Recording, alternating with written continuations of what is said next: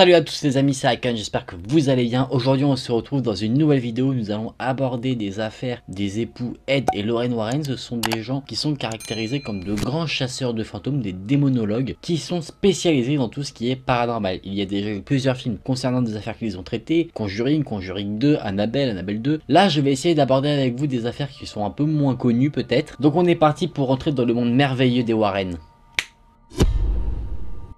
Alors dans cette première affaire, les Warren ont été contactés dans les années 70 pour intervenir dans une base militaire. Effectivement, les soldats ont témoigné avoir vu des choses bouger, les lits qui se mettaient plutôt en bordel, alors que normalement dans une enceinte militaire, tout est censé être carré. Il y avait des bruits dans les murs, vraiment, tout laissait paraître qu'il y avait quelque chose de paranormal qui se produisait. Du coup, les Warren sont intervenus sur place et voici ce qu'ils ont découvert. Apparemment, il y avait deux fantômes qui étaient présents dans l'enceinte militaire. Un premier fantôme qui était l'esprit d'un ancien cuisinier de l'enceinte militaire, qui lui s'amusait à faire bouger des bouteilles, à les renverser, à mettre les lits en désordre. Mais on va dire que l'esprit qui est un peu plus dérangeant, c'est l'esprit d'un ancien soldat qui s'appelait Lawrence Greer, qui avait fait son service au sein de cette enceinte militaire et qui avait par la suite totalement perdu son esprit et était devenu totalement fou. Effectivement, il a assassiné des personnes, il était devenu un meurtrier. Il a été jugé pour ça, mais on ne sait pas du tout ce qu'il est devenu par la suite, s'il a été condamné à mort, emprisonné.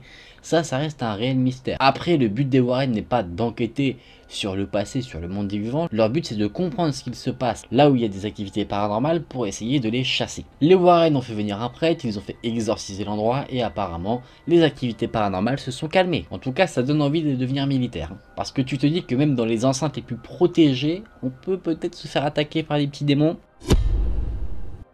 Dans cette seconde affaire, les Warren ont enquêté sur le cas de William Ramsey. Cette personne avait des caractéristiques assez particulières parce que depuis son plus jeune âge, il était caractérisé un peu comme un animal. Il avait des sautes d'humeur où il agissait littéralement comme une bête féroce. Et dans ces moments-là, il avait des caractéristiques qui dépassaient l'entendement. Il avait une sorte de force surnaturelle et d'ailleurs ses parents ont été témoins à un moment donné de cette force car il a pu soulever un poteau de fer à main nue et le balancer par-dessus un grillage. Alors qu'il était encore plutôt jeune, donc logiquement le poteau, tu peux essayer de faire ce que tu veux, la seule chose que tu vas faire c'est de péter les deux bras. Et au fur et à mesure que cet homme a grandi, son état a plutôt empiré. Il a du coup été admis dans un hôpital psychiatrique où il y a eu plusieurs incidents. Effectivement, à un moment donné, cet homme, William Ramsey, a carrément mordu une infirmière comme un chien enragé. Il n'a pu être calmé uniquement qu'à grands coups de sédatifs. Mais cet incident n'est pas la pire chose qui s'est passée dans la vie de William Ramsey. Le 22 juillet 1987, William Ramsey est parti à la recherche d'une prostituée. Il l'a trouvée, il l'a pris dans son pick-up et ensuite il est parti avec elle. Il s'est rendu en fait dans un commissariat où il a demandé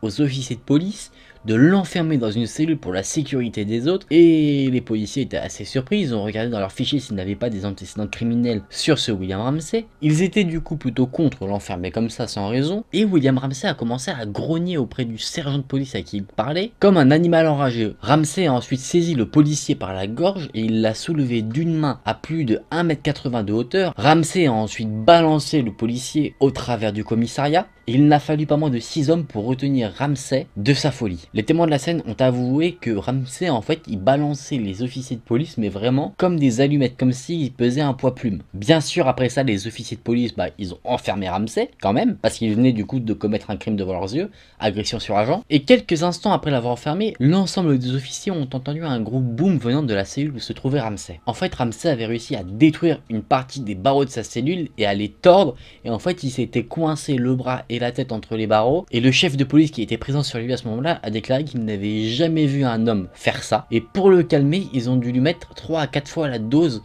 de sédatifs qu'on pourrait donner à un humain lambda. Après ça les officiers de police ont appelé les pompiers pour qu'ils puissent découper les bras de la cellule pour quand même sortir Ramsey de ce pétrin. Après ces événements, Ramsey fut envoyé dans un hôpital psychiatrique pour essayer de diagnostiquer ce qu'il avait, sauf que étrangement Ramsey ne se souvenait de aucun des événements qui s'étaient passés dans le commissariat de police. Les médecins sur place n'ont rien décelé d'anormal. La seule chose qu'ils ont mis en avant par rapport aux actes de Bill au commissariat, ce serait une lycanthropie clinique, c'est-à-dire le fait que des hommes parfois peuvent se prendre pour des animaux. Bien sûr, la presse est emparée de l'affaire, mais les deux enquêteurs du paranormal dont on parle dans cette vidéo vont aussi se pencher sur cette question-là. Le couple Warren présume qu'en fait Ramsey est victime d'une possession démoniaque. Les Warren ont contacté Ramsey pour leur exposer leur théorie sur son cas et Ramsey accepte donc d'être traité par un exorcisme afin de faire sortir attire cette entité démoniaque qui rend cet homme totalement animal. L'exorcisme est fait par un évêque, il y a également 2 gardes armés qui sont là pour intervenir au cas où,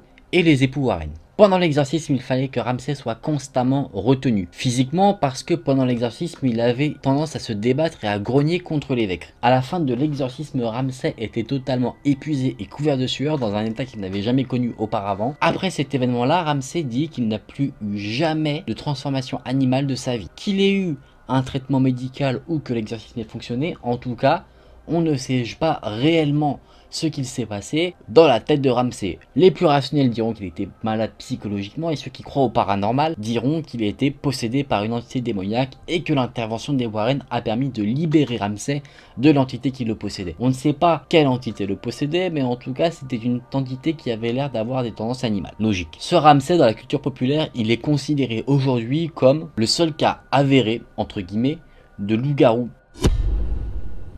On va rencontrer la famille Snedeker. En fait, ils ont emménagé dans une maison dont ils ne connaissaient rien, ils n'en connaissaient pas du tout l'histoire, et en fait, il s'avérait que c'était une sorte de salon mortuaire où on mettait les morts et on les préparait pour les enterrements. Les enfants qui vivaient dans la cave, oui c'est assez bizarre de mettre ses enfants dans sa cave, on rajoute ça sur la liste des choses creepy. Bref, revenons à nos moutons. Les enfants ont eu l'impression de voir des fantômes se balader dans la cave. Les parents aussi ont témoigné plus tard avoir aperçu ce genre de fantômes. Sauf que au-delà de la vision, la famille va témoigner d'événements qui sont par contre vraiment très problématiques. Ils vont prétendre avoir été abusés sexuellement par des fantômes. Apparemment, en plus de ça, quand l'eau coulait à certains moments, l'eau parfois se transformait d'une couleur rouge sang. Je peux te dire que quand tu vois ça, quand tu te laves les dents, bah t'avales le dentifrice. Bien sûr, les Warren, nos héros, se sont intéressés à cette affaire et ils en sont venus à la conclusion que la maison était possédée par des démons. Effectivement, quand on a ce genre d'événement, la maison n'est pas possédée par Casper.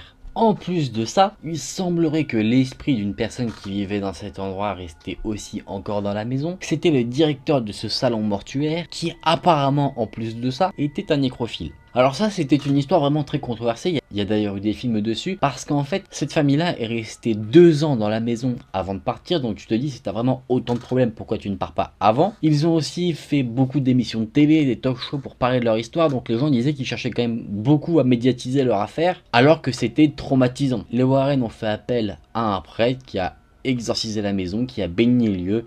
Mais malheureusement ça n'a pas suffi à 100% car il se passait toujours des choses paranormales dans la maison, d'où le fait que la famille a décidé de partir. Donc si vous cherchez un logement, vous savez où aller. Mais non mais je déconne, n'y va pas, reste assis.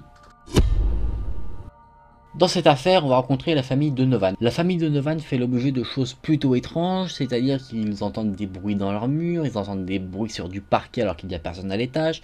Enfin voilà, tout ce qu'on pourrait trouver de plus classique dans les événements paranormaux. Sauf que ce qui était spécifique à leurs affaires, c'est qu'en fait le papier peint se décollait tout seul des murs de la maison, même si ils avaient été remis, bien recollés, tout ce qu'il faut. L'eau devenait rouge sang, et la famille entendait des bruits d'animaux qui grognaient tout autour de la maison. Les Warren ont enquêté, ils ont effectivement été témoins de ce qui se passait, et en fait, l'une des enfants de cette famille a avoué avoir utilisé une planche de Ouija. Une planche de Ouija, c'est quelque chose qu'on utilise pour rentrer en contact avec des esprits. Est-ce que cette gamine est totalement conne? Bah oui, ne faites jamais ça. Que vous y croyez ou pas, ne le faites jamais. Vous ne savez pas avec qui vous pouvez être mis en contact. Par exemple, cette petite pensait parler via la tablette à un petit garçon de 9 ans qui était décédé des années auparavant dans la maison. Et du coup, elle lui a dit, bah viens chez moi, on va jouer ensemble. Je le répète, mais qu'est-ce qu'elle est conne. Parce que les Warren, ils ont cogité et ils en ont conclu qu'en fait elle parlait pas à un petit enfant. Elle parlait avec un démon qui se faisait passer pour un enfant pour justement pouvoir accéder à l'intérieur de la maison. Qu'à cela ne tienne,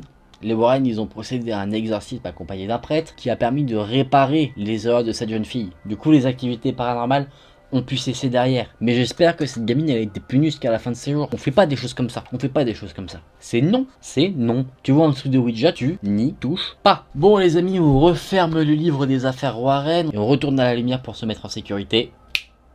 Bon les amis, j'espère que vous en aurez appris un petit peu sur les Warren. Je trouve que moi c'est vraiment très intéressant. Peu importe si on croit au paranormal ou pas du tout, je trouve que leur application et tout ce qu'ils ont fait sont vraiment des choses très intéressantes. Donc n'hésitez pas à vous renseigner si ça vous intéresse. N'hésitez pas à me dire aussi en commentaire si vous souhaitez que je fasse d'autres vidéos sur ce sujet là. En tout cas, si la vidéo vous a plu, n'hésitez pas à liker la vidéo et à vous abonner à la chaîne. Nous on se retrouve très vite dans une nouvelle vidéo. Salut!